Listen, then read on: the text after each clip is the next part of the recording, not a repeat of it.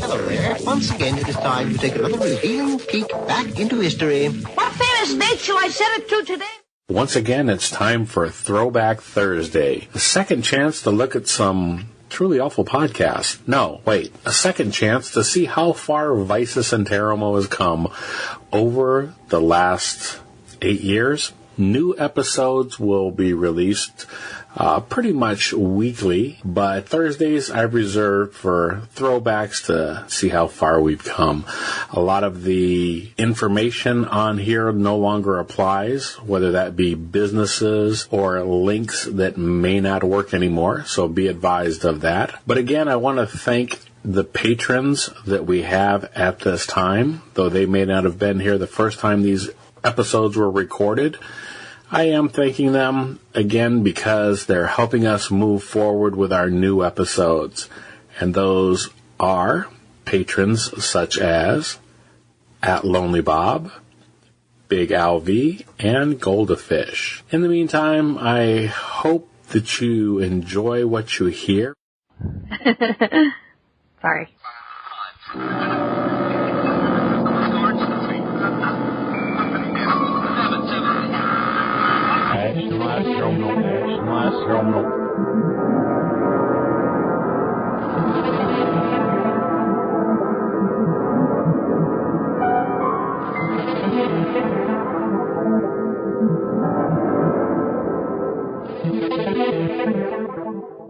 Welcome to 30 Minutes to Kill.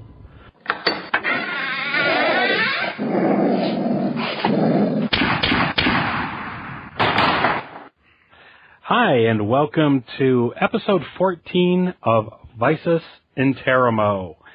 We're going to start out right away with our lay to rest section and move it right along because we've got plenty to say and a limited amount of time to say it in. At this point, I don't even know what movie we're going to review in this episode, but I am here, your host, Michael Mad Saxon Jones, and I have my lovely wife, Lori, here with me. Yes, I'm here. Okay. Feel free. I didn't know. All right. Okay, jump in anytime you hear dead air. That was an interesting introduction, but okay. Okay. Giant pause and, okay, sorry. Sorry. Okay, so anyhow, one of the first things that I want to do is to apologize to those of you that anxiously downloaded the Horophilia interview, the Horophilia file number 3. If you got a download of that one right away, you may have got the episode or a portion of the episode that I hadn't done the post on yet.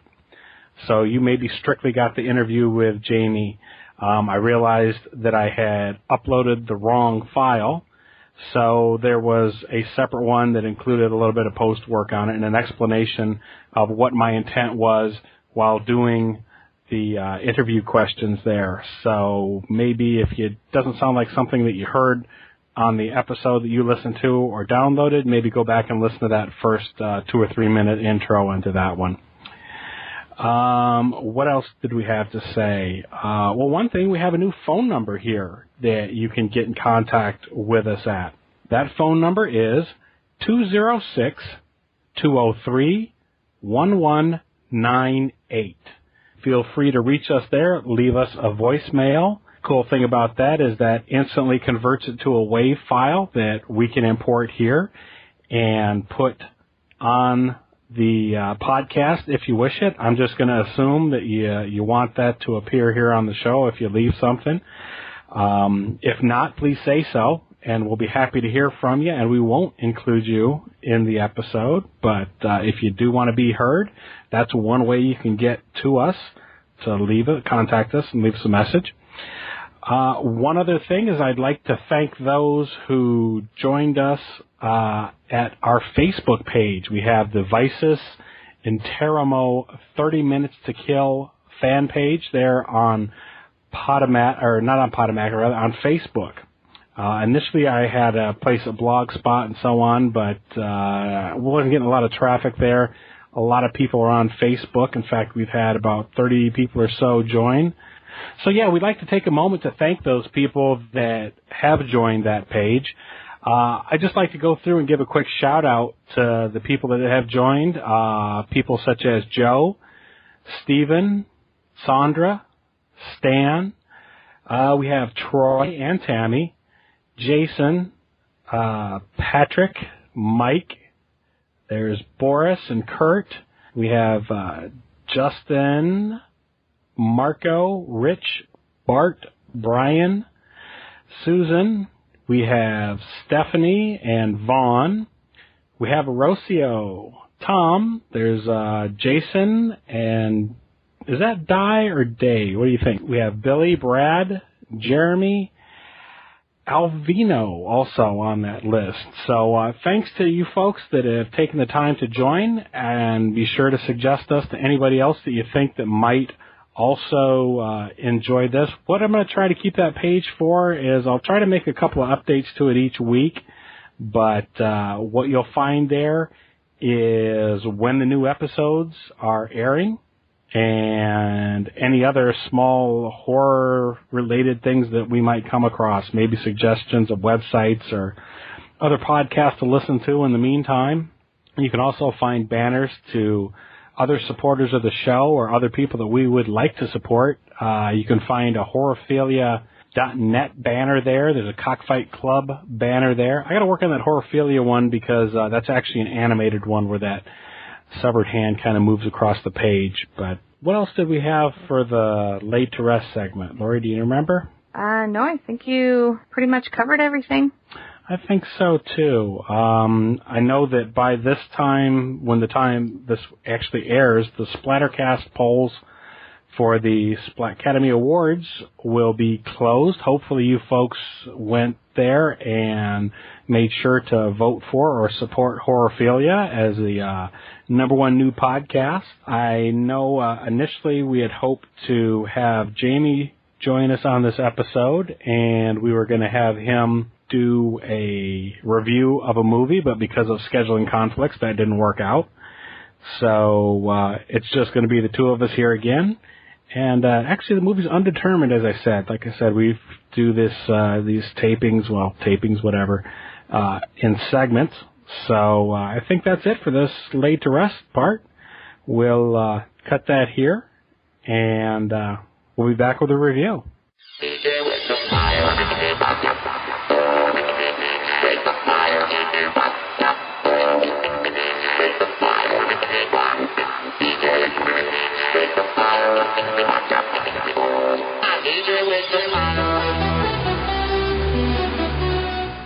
So if you're out here in California and are interested in having some photographs taken showing off your pinup modeling skills, be sure to check out Painted Pinups.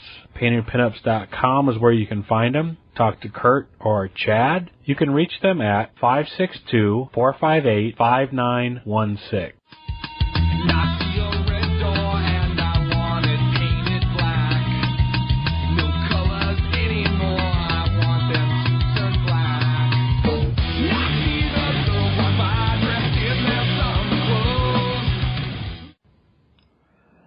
For this week's episode, we're going to talk about the movie Wind Chill, and that stars Emily Blunt, who was in The Devil Wears Prada, as well as The Wolfman, which is out right now.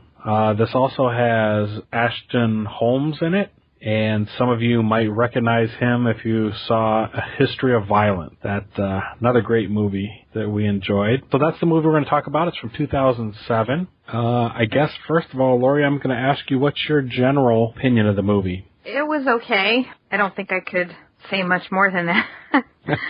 Yeah, it was just okay for me. Okay. There were things I liked about it, and there was some things I really didn't care at all for. It was a little on the slow side to me. Also, it seemed like some of the scenes really lingered a little too long. Okay.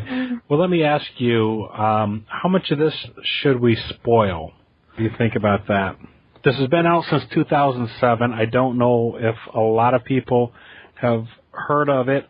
I haven't heard anybody else talk about it yet. I was going to say I had never even heard of it myself. It makes me wonder if it even, did it make it to the movie theater? Maybe someone can, I don't know, is anybody out there remember it being in the theater? Because I completely missed it. I want to say that it did come to the theater, and it was maybe while we were living upstate near Reno, up there in California, but near Reno.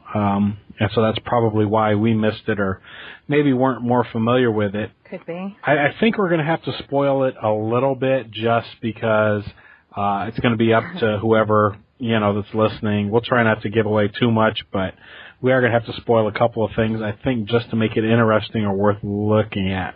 I can tell you, this is the description basically from the back of the box, and it's actually a little, I think it's incorrect, but let me read you what they have here. Desperate to get home for Christmas, a college student catches a ride with a strange classmate. As soon as she realizes he knows a little too much about her, the stranger decides to take a shortcut down a remote country road. Caught in a raging snowstorm, the young travelers are suddenly forced off the road by a mysterious car. Stranded. Sorry. A raging snowstorm. It was not a raging snowstorm, but anyway, go ahead. Yeah, that's the part. That's the part that I thought, what are they talking about? Because that's not really what happened. Yeah, sorry. It's okay, go ahead. They soon realize that the cold is the least of their worries. From executive producers George Clooney and Steven Soderbergh comes this chilling horror film about the terrifying legacy of a sinister road that dates back to the terrible events that occurred in the 1950s. Yeah, that description isn't quite right, is it? No, yes and no.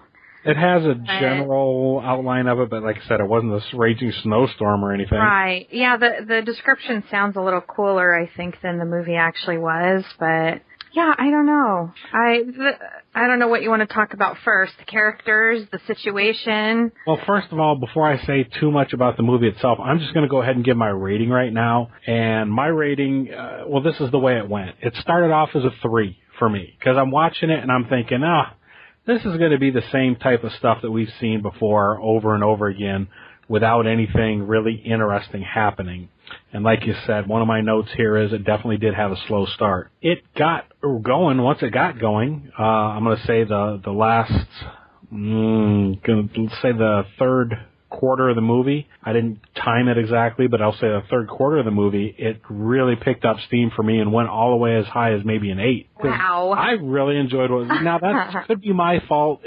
I enjoyed what was going on. It took me a little while to figure, but then it all came apart then after an initial rush. They couldn't keep the momentum, and the explanation of what was going on wasn't strong enough for it to finish good for me. So by the time I was done with it, I'd say it was ended at a 6. It's a little better than average. I thought there were some kind of cool things in there, but I wouldn't go out of my way to see this also. I'd maybe, in our case, we got it free from the library.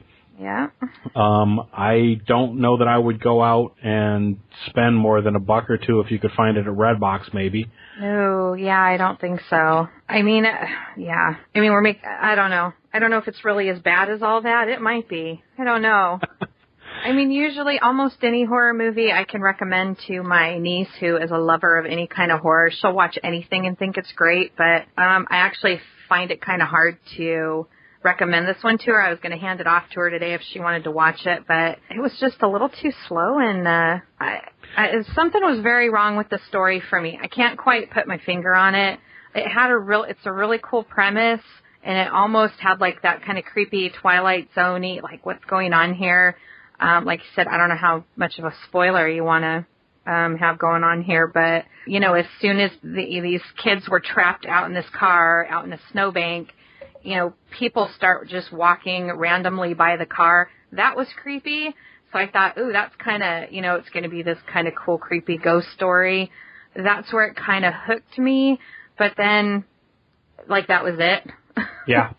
Nothing quite came of it for me. This. And they were annoying. Well, yeah, that was one of the next thing I was going to bring up. They both were annoying right from the beginning. She was awful. Yeah, but I wouldn't have waited for her at all, for sure. She even admitted that she was kind of bitchy later on in the... and that was They did address it, though, but... Yeah, I was going to say that was an underlying story was